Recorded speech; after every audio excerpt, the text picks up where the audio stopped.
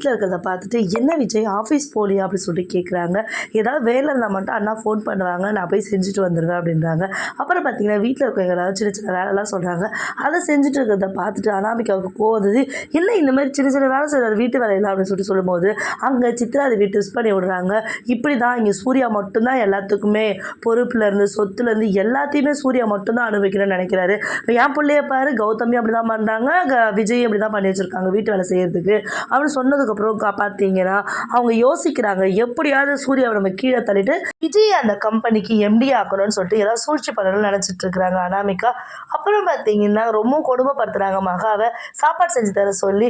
ஆனால் மகா பார்த்தீங்கன்னா எனக்கு ரொம்ப டயர்டாக இருக்குது, நான் அப்புறம் செஞ்சு தரேன் அனாமிகா, ஒரு 10 நிமிஷம் இருங்க ஃப்ரெஷ்ஷப் ஆகிட்டு வரேன் அப்படின்னு சொல்லி சொல்கிறாங்க. இல்லை எனக்கு நீங்கள் செஞ்சு கொடுத்துருப்பாங்க, என் மேலே இருக்க கோவத்தில் தான் நீங்கள் இப்படி நடந்துக்கிறீங்கன்னு சொல்லிட்டு வம்பு எடுத்துட்டு இருக்கிறாங்க வேணுனே மகா கிட்ட. இது எல்லாத்தையுமே ராஜலட்சுமி பார்த்தீங்கன்னா ஓரம் நின்று ஒழுங்கு பார்த்துட்டு இருக்காங்க.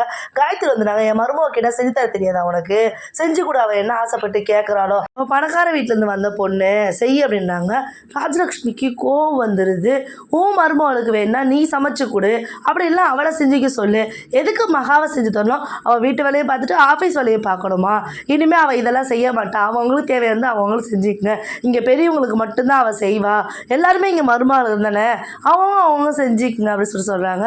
கொஞ்ச நேரத்தில் பார்த்தீங்கன்னா எல்லாரையுமே கூப்பிட்டுக்கிறாங்க. ராஜலட்சுமி கூப்பிட்டுட்டு இனிமேல் இந்த கொத்து சாவி வந்து நான் மகா கிட்ட ஒப்படைக்கிறேன், அவள் தான் இந்த குடும்பத்தை இனிமேல் வந்து ஏறெடுத்து பார்க்கணும், யார் யாருக்கு என்னென்ன தேவைகளோ அவள் தான் பார்த்துக்கணும் அப்படின்னு சொல்லிடுறாங்க.